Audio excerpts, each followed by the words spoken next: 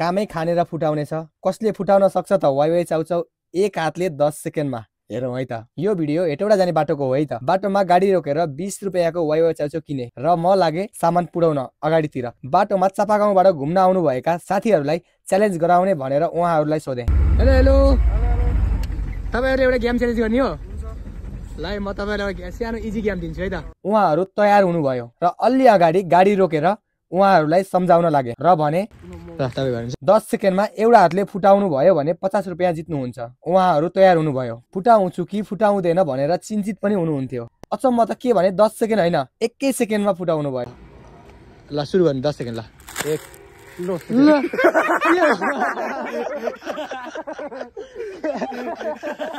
एकै सेकेन्डमा फुटाइदिनु भयो त यार। फुटाउनु भयो होइन र उहाँले चाहिँ 50 रुपैयाँ जित्नु भएको छ र 50 रुपैयाँ जित्नु भयो। म लागे फुटेको चाउचाउ खाँदै अगाडितिर गाडी चलाउन। By by.